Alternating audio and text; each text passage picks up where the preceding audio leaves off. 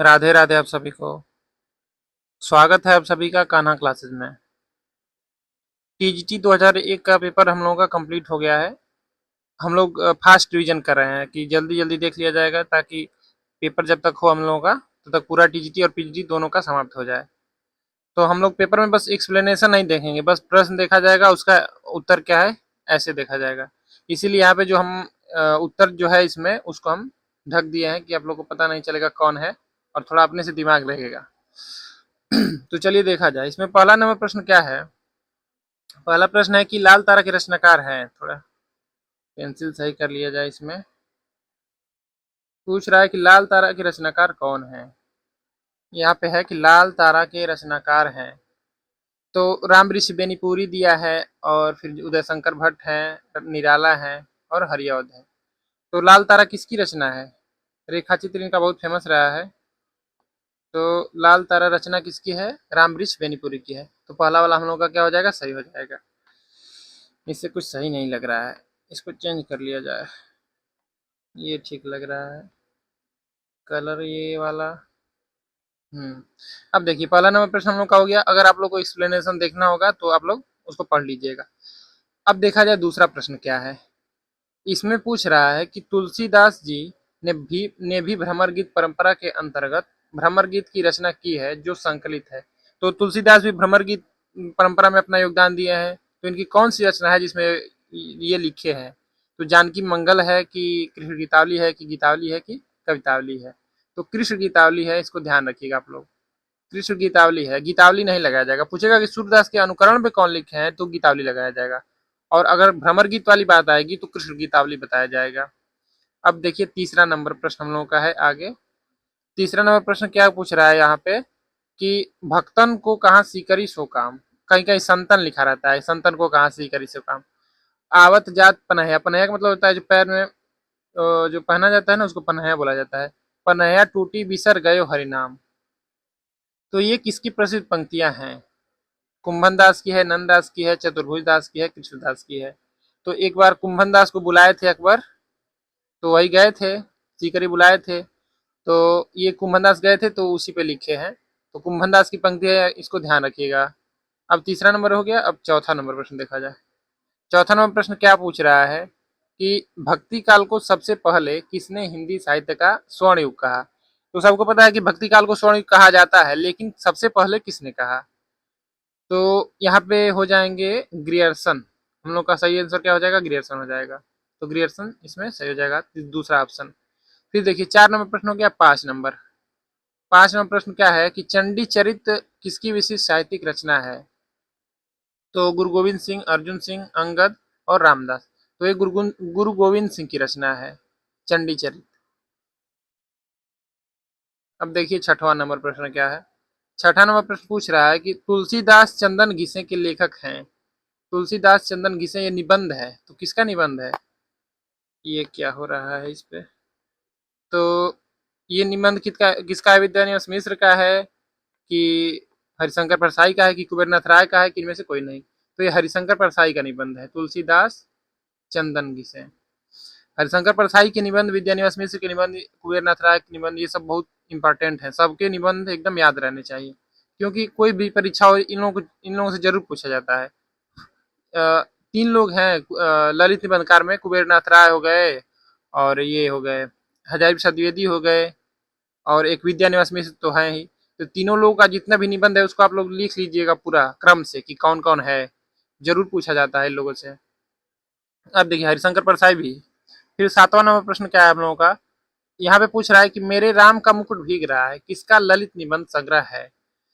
तो ये निबंध संग्रह किसका है, ये विद्यानिवास मिश्र का है। यहाँ पे मिश्र रहेगा, यहाँ पे ये गलत लिख दिया है, मिश्र रहेगा। तो ये विद्यानिवास मिश्र का है, इसको ध्यान रखना है। मेरे राम का मुकुट भीग रहा है। अब देखिए 8वां नंबर प्रश्न क्या है। रजिया बेगम किसकी रचना है। रजिया बेगम किसकी रचना है। तो गोपाल राम गहमरी की है कि किशोरीलाल गोस्वामी की है कि श्रद्धा राम फुलौरी की है कि प्रसाद की है। तो ये किशोरीलाल गोस्वामी की रचना है, ये सही हो जाएगा हम लोग का दूसरा ऑप्शन। अब 9 नंबर प्रश्न क्या है। 9 नंबर प्रश्न पूछ रहा है कि चतुरी चमार उपन्यास है। तो ये उपन्यास कौन लिखे हैं? प्रेमचंद, निराला, भगवती चरण वर्मा, जैनेन्द्र। तो ये उपन्यास निराला जी का है। निराला जी भी कुछ उपन्यास लिखे हैं, ध्यान रखना है। कौन कौन उपन्यास है इनका, थोड़ा यह ज्यादा नहीं है, तो ये भी इनका भी उपन्यास ध्यान रखना है। अब देखिए आगे है हम लोग का 10वां प्रश्न। इसमें पूछ रहा है कि कुटिचातन, यहाँ पे त रहेगा, कुटिचातन रहेगा। कुटिचातन के कहाँ गया? हाँ ये रहा, 10 नंबर प्रश्न था। कुटिचातन के उपनाम से किसके व्यक्तिपरक निबंध छपे हैं? तो कुटिचातन नाम से अज्ञे जी लिखते थे। हम लोग का इसमें दूसरा ऑप्शन सही हो जाएगा। फिर देखिए 10 के बाद 11 नंबर। इसमें पूछ रहा है कि सोसुक सुजस सुलभ मोहि स्वामी में कौन सा अलंकार है? तो देखिए स का इसमें बार बार यहाँ पे रिपीट हो रहा है, स। तो इसमें कौन सा अलंकार हो जाएगा? अनुप्रास अलंकार हो जाएगा। और रूपक तो पता ही है कि अभेद होता है आरोप, और उत्प्रेक्षा भी पता होगा, व्यतिरेक भी। इसमें उपमा, रूपक, उत्प्रेक्षा ये सब तो है ही। अनुप्रास हो गया, श्लेष हो गया, यमक हो गया, ये सब एकदम कन्फर्म याद रहना चाहिए कि इसमें क्या होता है, कैसे होता है।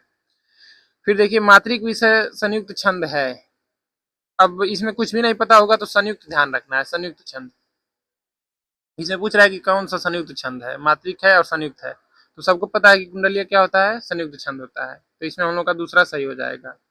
यहाँ पे लिखा है ना, इसमें एक दोहा तथा रोला होता रोल।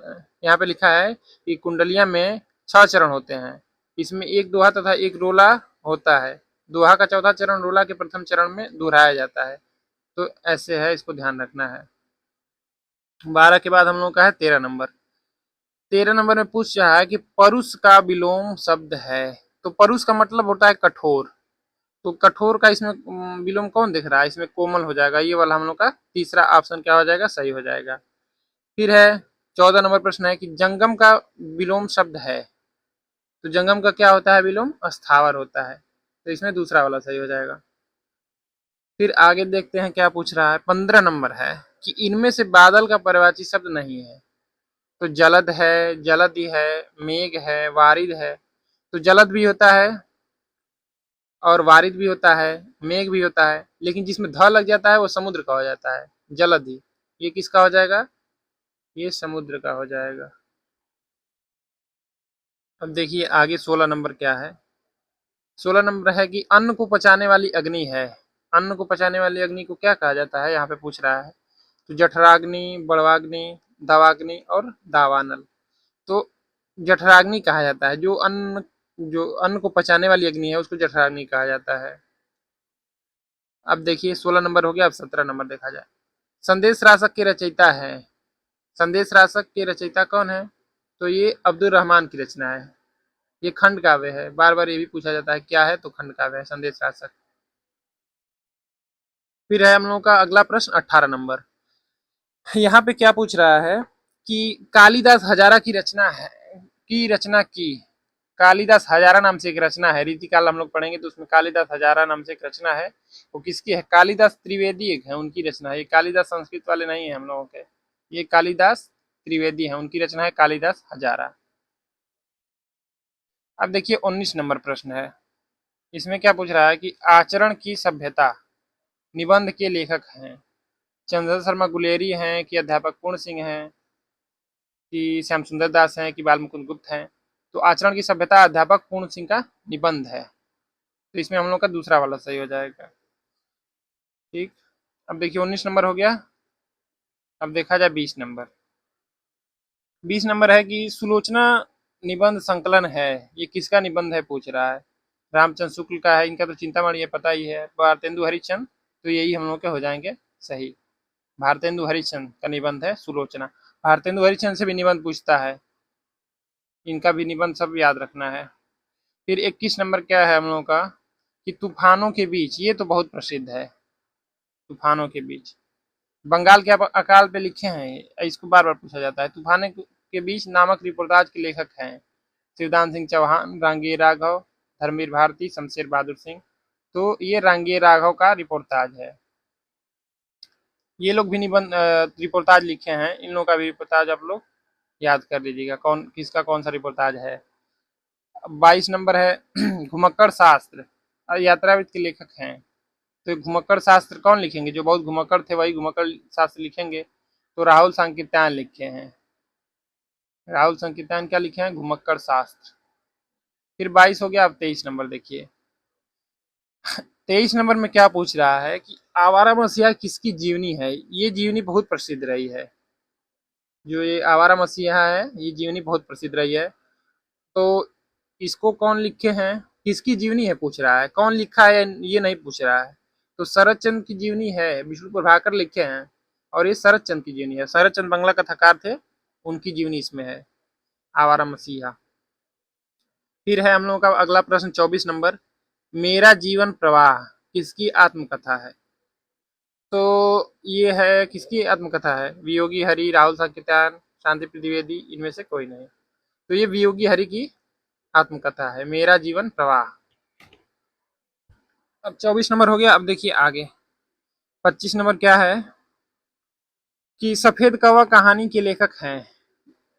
ये तो महिला है, लेकिन यहाँ पे लेखिका नहीं लिखेगा। हम लोगों को समझना है कि लेखक रहे चाहे लेखिका रहे, यहाँ पे लेखक की बात हमेशा लिखेगा। अगर चारों महिला रहेंगी तब लेखिका पूछ सकता है। इससे थोड़ा हिंट मिल जाएगा ना जो लोग हल कर रहे हैं उनको। तो सफेद कौवा पूछ रहा है, ये किसकी रचना है? ये रचना है मंजुल भगत की, ये कहानी है। फिर हो गया 25 नंबर। अब 26 नंबर देखिए।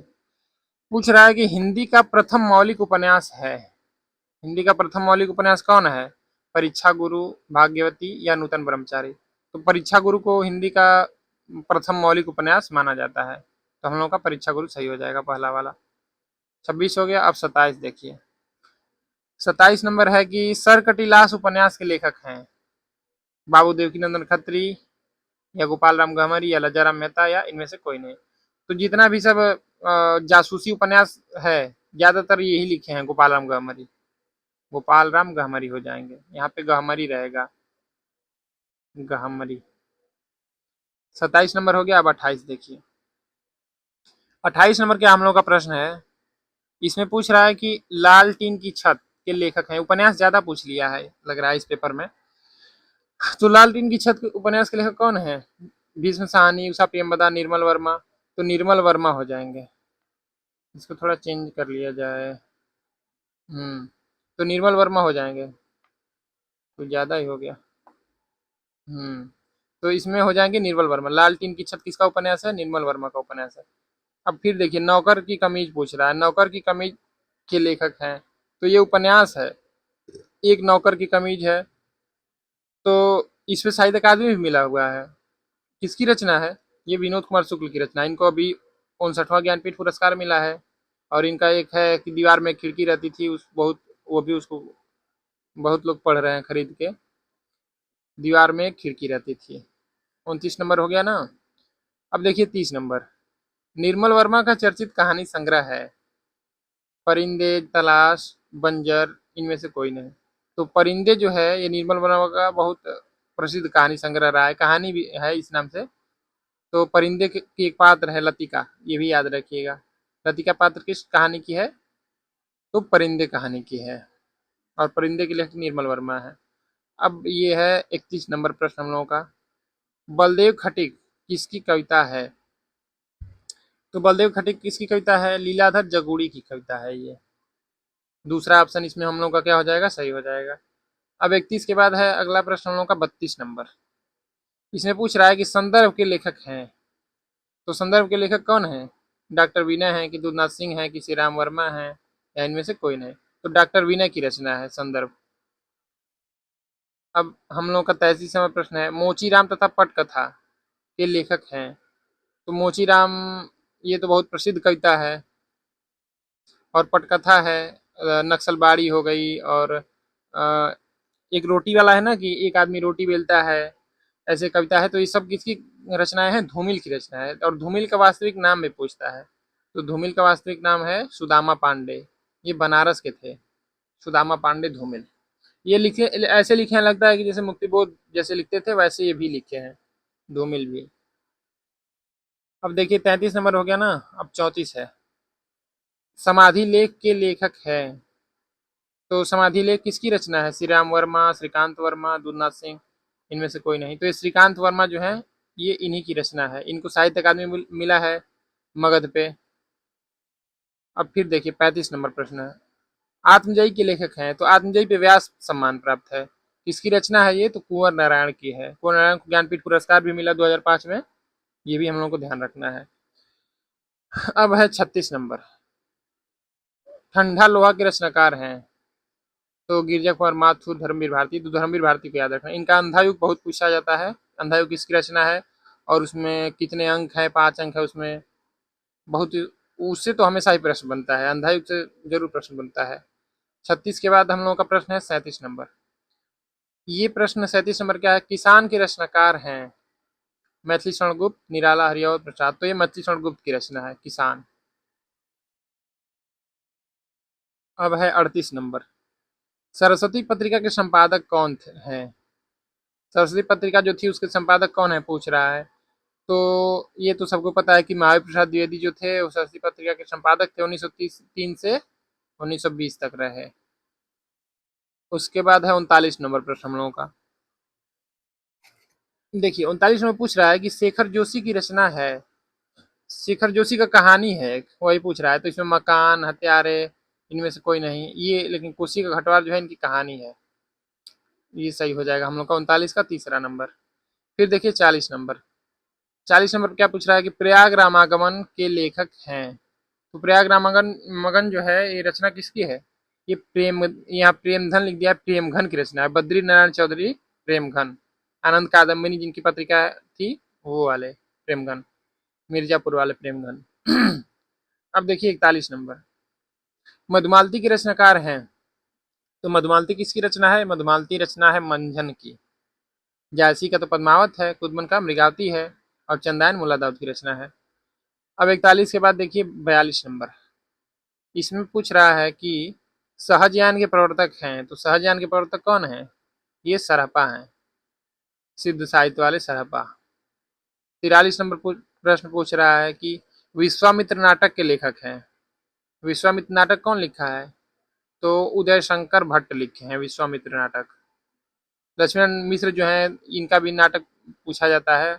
अशोक है, गरुड़ ध्वज है, और इन, हाँ, सिंदूर की होली इनका बहुत फेमस है, लक्ष्मण मिश्र का। और लक्ष्मीनारायण लाल भी एक है, उनका तो बहुत नाटक है। उनके सब नाटक एकदम याद रहने चाहिए लक्ष्मीनारायण लाल के। फिर देखिए 44 नंबर प्रश्न क्या है हम लोगों का। शिवा साधना नाटक है प्रसाद का, हरिकृष्ण का, सेठ गोविंदास का, उदय शंकर भट्ट का। तो हरिकृष्ण प्रेमी का नाटक है शिवा साधना। 44 नंबर हो गया। 45 नंबर देखिए। जन्मेजय का नाग यज्ञ के लेखक हैं पंत, निराला, प्रसाद, हरिऔध। तो ये प्रसाद का नाटक है जन्मेजय का नाग यज्ञ। इसमें नागों का कैसे, नाग एक उस समय जाति थी, उसका कैसे विनाश होता है, यही सब है। बहुत पहले पढ़े थे, याद नहीं आ रहा है उतना। अब इसका समय आप लोग कमेंट करके बताइएगा कि जन्मेजय का नाग यज्ञ जो है इसका समय क्या है। फिर है 46 नंबर। गोदान उपन्यास है यथार्थवादी, आदर्शोन्मुख, यथार्थवादी। ये प्रश्न में बहुत कंफ्यूजन होता है, आदर्शवादी या यथार्थोन्मुख, आदर्शवादी। तो गोदान को पूछेगा तो यथार्थवादी लगाया जाएगा, सिंपल।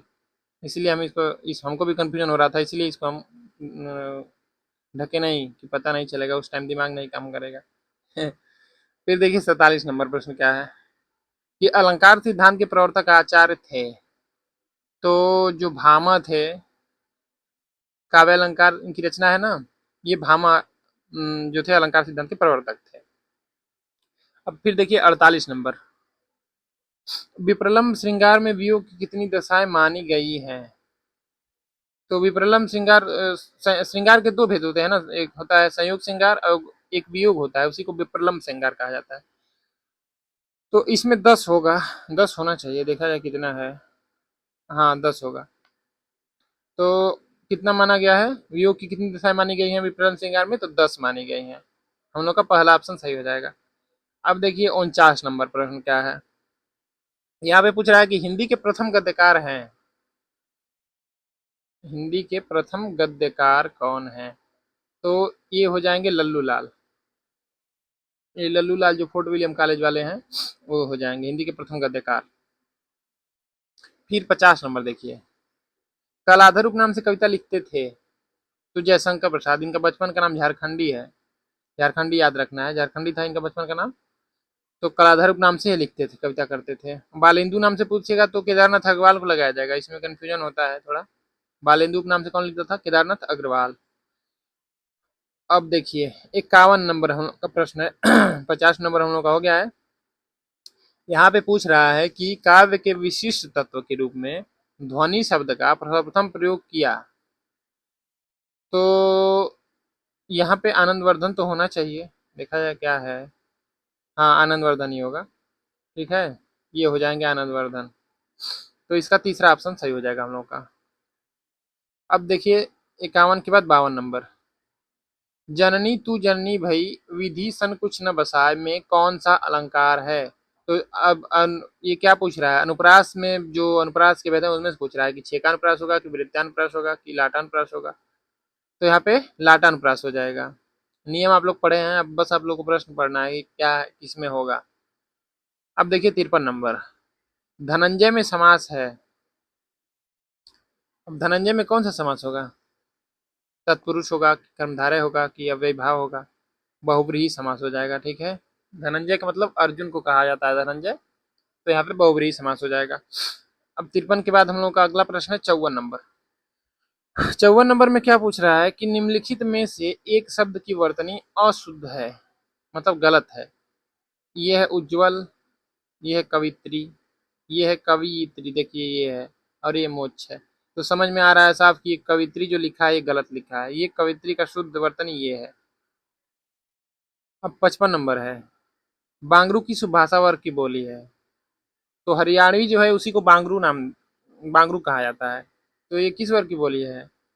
ये पश्चिमी हिंदी की है कि पूर्वी हिंदी की है कि पहाड़ी है कि बिहारी है? तो पश्चिमी हिंदी में 5 बोलियां जो है ना, ब्रज, बुंदेली, कन्नौजी और खड़ी बोली और ये हरियाणवी, 5 बोलियां इसमें आती हैं। फिर 56 नंबर प्रश्न हम लोगों का देखा जाए क्या है। बूंद आघात सह गिरी कैसे, खलके वचन संत सह जैसे में अलंकार है। तो देखिए जैसे आ गया है ना, तो इसमें यहाँ पर उदाहरण हो जाएगा। कौन सा हो जाएगा? उदाहरण हो जाएगा। ठीक, तो हम लोग का दूसरा हो जाएगा सही। फिर 56 के बाद है 57 नंबर प्रश्न। इसमें पूछ रहा है कि वैराग्य संदीपनी की रचनाकार हैं। वैराग्य संदीपनी किसकी रचना है? तो ये है तुलसीदास जी की। भक्ति काल में 4 लोग बहुत फेमस है ना, कबीरदास, सूरदास और तुलसीदास और जायसी। तो तुलसीदास की ये रचना है वैराग्य संदीपनी। 58 नंबर प्रश्न क्या है कि उर्मिला किसका प्रबंध काव्य है? तो देखिए हम लोग जब शिल्पी में देखेंगे तो उसमें इनमें से कोई नहीं दिया है, लेकिन उसमें गलत दिया है शिल्पी में। हो जाएंगे यहाँ पे बालकृष्ण शर्मा, नवीन। कुमकुम है ना इनकी रचना, यहाँ पे नीचे दिया होगा। कुमकुम, रश्मि रेखा, अपलक, क्वासी, विनोवास्तवन, प्राणार पर। तो उर्मिला भी इन्हीं की रचना है, बालकृष्ण शर्मा, नवीन की। अब देखिए 58 के बाद है 59 नंबर प्रश्न हम लोगों का। यहाँ पे पूछ रहा है कि अपराजिता के लेखक हैं। तो अपराजिता किसकी रचना है? रामेश्वर शुक्ल अंचल, मानसलवाद के प्रवर्तक ना, ये है अंचल। इनका असली नाम है रामेश्वर शुक्ल। तो ये इनकी रचना है अपराजिता। फिर है 59 के बाद हम लोगों का 60 नंबर प्रश्न। रूपाब के संपादक हैं। तो रूपाब के संपादक कौन है? पंत जी हैं, जिसमें पहला रिपोर्टाज छपा था शिवदान सिंह चौहान का, ये 1938 ईस्वी। अब देखिए 61 नंबर प्रश्न क्या है कि सागर मुद्रा के लेखक हैं। तो सागर मुद्रा किसकी रचना है? ये अज्ञे जी की रचना है। 61 के बाद है 62 नंबर प्रश्न हम लोगों का। पूछ रहा है कि प्रत्यक्ष में संधि है। तो प्रति धन अच्छ होगा ना, तो ई प्रति में, प्रति वाला में ई आ रहा है ना, तो ई का यह हो जाता है। तो किसमें होता है? ई का यह हो जाता है यड़ संधि में। और आय आव रहता है तो अयादि में होता है। ठीक है, दीर्घ तो पता ही है। और अ प्लस ई मिलके ए हो जाता है, वो गुण संधि रहती है। तो इसमें यड़ संधि हो जाएगी। अगर डाउट है तो इसको देख लीजिएगा क्या है। देखिए 4 नंबर दिया है, उसको भी पता है कि क्या होगा।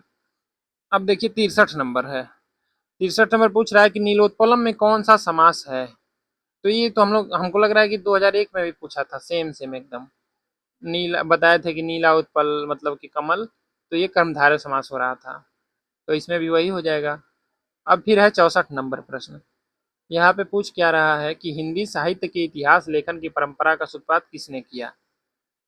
तो ये बहुत दुख की बात है कि गार्था दत्त आशी की एक विदेशी जो है हिंदी साहित्य का इतिहास सबसे पहले लिखा, हम लोगों के देश का कोई नहीं शुरू किया। तो गार्था दत्त आशी सबसे पहले शुरू किया और वो भी फ्रेंच में, हिंदी में नहीं लिखे थे, फ्रेंच में लिखे थे, किसी को समझ में नहीं आया है। अब देखिए 65 नंबर, उदयभान चरित के लेखक हैं। देखिए घुमा के प्रश्न पूछ रहा है।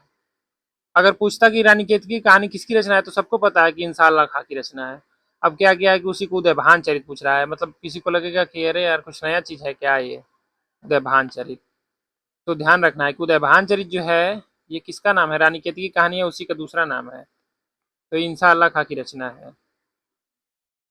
अब फिर है 65 के बाद 66 नंबर, ये है आधा गांव उपन्यास है। तो आधा गांव है हम लोग के बगल में है गंगौली गांव, इसमें वर्णन है आधा गांव में गंगौली गांव का। ये नीट बहुत पूछता है कि गंगौली गांव का वर्णन किस उपन्यास में है, तो आधा गांव में है। ये कैसे उपन्यासकार थे, राय मासूम राजा, ये आंचलिक उपन्यासकार है माना जाता है इनको। राय मासूम राजा की ये रचना है आधा गांव। फिर है 66 के बाद 67 नंबर, ये पूछ रहा है कि माटी की मूर्तें की विधा है। माटी की मूर्तें, तो संस्मरण है, रेखाचित्र है, जीवनी है, आत्मकथा है। तो ये रेखा चित्र है।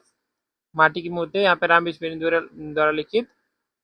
अरे यार ये क्या कह रहा है, ये रेखा चित्र है, ये कैसे हो सकता है, संस्मरण कैसे हो जाएगा, रेखा चित्र हमको लग रहा है कि है। 67 नंबर, इसको देखना पड़ेगा माटी की मूर्ति क्या है। ठीक है, इसको चलिए हम कमेंट में बता देंगे, ठीक है कि क्या है, क्योंकि संस्मरण और रेखा चित्र में हमको जहाँ तक याद है ये रेखा चित्र ही है माटी की मूर्ति। अब अगर देखेंगे अगर कुछ होगा तो, अगर हम गलत बताए रहेंगे मान लीजिए संस्मरण है तो फिर कमेंट में कर देंगे कि संस्मरण है। कमेंट आप लोग देख लीजिएगा, या नहीं तो ये गोविंद पांडे जी की बुक है उसमें दिया होगा। संस्मरण रेखा चित्र में बहुत थोड़ा अंतर रहता है, समझ में नहीं आता है कि कौन क्या है। जैसे पथ के साथी है संस्मरण, तो उसको भी रेखा चित्र में दे दिया है महादेव वर्मा जी का। फिर देखिए 68 नंबर प्रश्न है, अमन का राग के लेखक है। तो ये रचना है किसकी, शमशेर बहादुर सिंह की, बात बोलेगी वाले, बात बोलेगी मैं नहीं ये कहते हैं कि। तो इनकी रचना है अमन का राग। फिर 68 नंबर हो गया। अब 69 नंबर देखिए, रेल का विकट खेल नाटक के रचनाकार हैं। तो रेल का विकट खेल ये बालकृष्ण भट्ट की रचना है, देख लिया जाए किसकी रचना है, बालकृष्ण भट्ट की रचना है। अब हो गया 69 नंबर। अब 70 नंबर देखिए, 70 हो जाएगा तो फिर हम लोग का 15 प्रश्न बचा रहेगा। अब देखिए, कान काटना मुहावरे का अर्थ है कटखाना होना, चतुर होना, मूर्ख होना, विनम्र होना। तो कान काटना है तो सबको पता है, छोटे बच्चे कुछ अगर कर दिए तो लोग बोलते हैं कि अरे तो बड़ों का कान काट रहा है। तो चतुर होना यहाँ पे होगा, कान काटना मतलब चतुर होना। अब 71 नंबर प्रश्न है कि कौन सी वर्तनी ठीक है, रचयिता, रचयिता, रचयिता और ये रचयिता। तो ये रचयिता जो है ऐसे लिखा जाता है, और कवयित्री तो फेमस है इन लोगों का, ये लोग पूछते हैं बार बार, इनको बताना पड़ता है कि कवयित्री कैसे लिखा जाएगा। अब देखिए, घड़ी में तोला, घड़ी में मासा का अर्थ है बहुत ही नाजुक मिजाज, डंडी मारने में कुशल व्यापारी, ऐसा व्यापार जिसमें एक पल मुनाफा हो तथा दूसरा दूसरे का ही नुकसान, जरा सी बात पर खुश और नाराज होना। तो इसमें हमको लग रहा है, आप लोग बताइए कौन होगा, सोच लीजिए थोड़ा सा, उसके बाद आंसर रिवील किया जाएगा क्या होगा। तो घड़ी में तोला, घड़ी में मासा का मतलब होता है जरा सी बात पर खुश और नाराज होना। ठीक है, हो गया 4 नंबर। अब देखिए आगे 72 नंबर हो गया ना। अब 73 नंबर है, पूछ रहा है कि कलि कौतुक रूपक के लेखक हैं। तो ये प्रताप नारायण मिश्र जी हैं। अब तो कड़ो दक्षिणा दान वाले हैं, ब्राह्मण पत्रिका इनकी थी ना, वही वाले प्रताप नारायण मिश्र है ये। फिर है 74 नंबर, ज्ञानबोध की रचनाकार हैं। ज्ञानबोध और रतन खान किसकी रचना है, ये मलुक दास की रचना है। इलाहाबाद के रहने वाले थे, ये इलाहाबाद के रहने वाले थे, चमत्कारी संत थे। पता नहीं कहीं पैसा भेजना था तो भेज दिए थे नदी में, उसको तैरा के ही डिजिटल पेमेंट कर दिए थे। अब देखिए 75 नंबर, पद्मावत की विधा है। पद्मावत क्या है, प्रबंध काव्य है कि खंड काव्य है कि मुक्तक काव्य है। तो पद्मावत यहाँ पे महाकाव्य इसमें माना है। नहीं, शायद महाकाव्य की प्रबंध काव्य माना है क्या? हाँ, प्रबंध काव्य माना है, इसको ध्यान रखिएगा आप लोग। महाकाव्य को क्या माना है? प्रबंध काव्य माना है। तो फिर 76वां प्रश्न क्या हम लोगों का, कि भ्रमर गीत परंपरा में भंवर गीत की रचना की है। भ्रमर गीत में बहुत लोग उस नाम से लिखे हैं, तो भंवर गीत नाम से कौन लिखा है? तो ये लिखे हैं नंददास, जो अष्टापों में सबसे छोटे थे, लेकिन सूरदास के बाद सबसे फेमस यही थे अष्टापियों में। तो 76 में हो जाएंगे नंददास। अब देखिए 77 नंबर, सुजान सागर के लेखक हैं। अब सुजान नाम से भी बहुत लोग लिखने वाले हैं, सुजान के एकदम पीछे पड़ गए थे, कोई सुजान विनोद लिख रहा है, तो कोई सुजान सागर लिख रहा है, तो कोई सुजान नाम से एक सुदन की रचना है, सुजान चरित नाम से है। तो सुजान विनोद विनोद किसकी है? देव की है। तो सुजान सागर पूछ रहा है हम लोगों से, तो ये हो जाएगा घनानंद की रचना, सुजान सागर। जो रचनाएं एक जैसी है उनको आप लोग एक जगह लिख के और इसको याद कर लीजिएगा, नहीं तो कंफ्यूजन हो जाएगा। जैसे पूछ दिया था ना कि एक है विष्णु प्रभाकर की एक रचना है, अर्धनारीश्वर और दिनकर जी की। पूछा था कि अर्धनारीश्वर किन दो लेखकों की रचना है, तो वहाँ पे विष्णु प्रभाकर और दिनकर लगाना था। फिर पूछा है कि विनय पत्रिका की भाषा है, तो तुलसीदास ब्रज भाषा में अवधि में दोनों में लिखे हैं, तो विनय पत्रिका का पूछ रहा है तो ब्रज भाषा हो जाएगा। दोनों का टिक भी होता है याद करने का, कि जिसमें अगर राम और सीता आ जाएंगे तो अवधि में हो जाएगा, और नहीं आएंगे तो उसमें क्या हो जाएगा? ब्रज हो जाएगा। या वो को पकड़िए जिसमें ज्यादातर वो वाला ब्रज भाषा वाला रहता है। अब 78 हो गया ना, अब 79 नंबर, बिहारी सतसई पर फिरंगे सतसई नाम से फारसी भाषा में एक टीका लिखी गई, जिसके टीकाकार हैं कौन है? फिराक गोरखपुरी, आनंदीलाल शर्मा और अमीर खुसरो या मिर्जा गालिब। तो मिर्जा गालिब क्या लिखेंगे? आनंदीलाल शर्मा लिखे हैं। ये गजल लिखने में परेशान थे तो सोचे कि हम ही लिख दें, तो आनंदीलाल शर्मा लिखे हैं। इसको याद कर लीजिएगा आप लोग, क्योंकि ये बहुत जल्दी भूलता है। आनंदीलाल शर्मा ये हो जाएंगे। फिर है 80 नंबर प्रश्न, 84 वैष्णवों की वार्ता और 252 वैष्णवों की वार्ता मूल रूप से क्या है? जीवन वृत्त है कि कथा कहानी है कि आत्मकथा है कि निबंध है? तो उस टाइम न तो निबंध कोई लिखने वाला था, न आत्मकथा लिखने वाला था, तो या तो जीवन वृत्त होगा या कथा कहानी होगा। तो कथा कहानी भी नहीं है, जीवन वृत्त है। गोकुलनाथ की रचना है। 84 वैष्णव की वार्ता, 252 वैष्णव की वार्ता, ये यहाँ पे है। कृष्ण भक्त कवियों का जीवन वृत्त है। इनके एक अपने दादाजी के भक्तों के लिए लिखे हैं 84, भक्त नहीं सॉरी, जो उनके क्या होते हैं, अनुयायी या शिष्य, हाँ शिष्यों के लिए। तो 84 वैष्णव की वार्ता और 252 वैष्णव की वार्ता, दो रचना है। अब देखिए 81 नंबर, हिंदी का पहला समाचार पत्र कौन सा था? तो अब इसमें समय दे दिया है तो इसी से लग रहा है कि यही होना चाहिए, उदंत मार्तंड। तीसरा वाला हो जाएगा, देख लिया जाए। हाँ, उदंत मार्तंड ये साप्ताहिक था। अगर पूछेगा कि पहला दैनिक पत्र कौन सा था, तो उसमें समाचार सुधावर्षण लगाना पड़ेगा। ये थोड़ा सा दिक्कत कर देगा अगर पूछ लेगा तो। अब 82 नंबर देखिए, आचार्य रामचंद्र शुक्ल ने किसे हिंदी का पहला उपन्यास माना है? तो ये परीक्षा गुरु को हिंदी का पहला उपन्यास मानते हैं। और देवरानी जेठानी की कहानी जो है, इसको तो एक है गोपाल राय, वो मानते हैं कि नहीं ये रहेगा। तो शुक्ल जी को सब लोग मानते हैं, तो परीक्षा गुरु है जो ये सर्वमान्य है। अब 82 हो गया ना, फिर उसके बाद है 83 नंबर। यहाँ पूछ रहा है कि महावीर प्रसाद द्विवेदी ने सरस्वती के संपादन का उत्तराधिकार अपने पश्चात किसे सौंपा था? तो ये थे पंडित देवी दत्त शुक्ल। कहे कि अब हम नहीं करेंगे, आप इसका संपादन करिए, बहुत हो गया। तो ये शुरू किए, फिर उसके बाद तब तक द्विवेदी युग खत्म हो गया था। 84 नंबर है देखिए, सुदामा चरित के लेखक हैं। अब देखिए सुदामा चरित जो है नरोत्तम दास की रचना तो है ही, लेकिन इसमें जो माना है, इसमें इनमें से कोई नहीं दिखा रहा है। इसमें शिल्पी में जो है, देखिए यहाँ पे लिखा है ना, कहीं तो देखे थे कि इनमें से कोई नहीं मान रहा था। सही मान लिया है, नंददास की रचना है। ठीक है, हम झूठे कंफ्यूजन में हो गए। तो सुदामा चरित किसकी रचना है? नंददास की रचना है। अच्छा, यहाँ पे ध्यान ये रखना था कि नंददास की भी रचना है।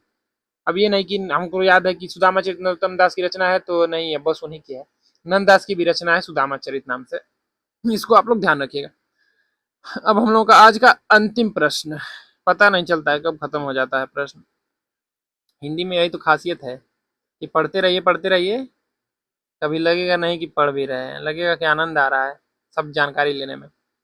अब देखिए 85 नंबर हम लोग का लास्ट प्रश्न है कि आचार्य महावीर प्रसाद द्विवेदी रचित, इसमें तो संस्कृत रूप रूप कोई पूछा ही नहीं है 2002 में, न संस्कृत साहित्य से ही पूछा है। उस समय लग रहा था कि ऐसे ही पेपर कोई बना दे रहा था कि लाओ सब रचना पूछ दें, कौन ये रचना है, ये उपन्यास है। यहाँ पे पूछ रहा है 85 नंबर के आचार्य महावीर प्रसाद द्विवेदी रचित अर्थशास्त्र विषय का ग्रंथ है। अर्थशास्त्र की भूमिका, आर्थिक व्यवस्था, तो संपत्ति शास्त्र जो है ये हो जाएगा। तो हम लोग का 85 प्रश्न पूरा हो गया, समाप्त। और जो हम कहे थे कि आप लोग देख के बताइएगा, अगर आप लोगों को समय, एक जन्मेजय नाग यज्ञ का समय 1926 है, शायद शायद लगा दे रहे हैं कि गलत हो जाएगा तो कोई दिक्कत नहीं है। और आप लोग उसको बताइएगा कि संस्मरण है कि रेखाचित्र है, माटी की मूर्ति, कमेंट करके, नहीं तो हम तो कमेंट करेंगे ही।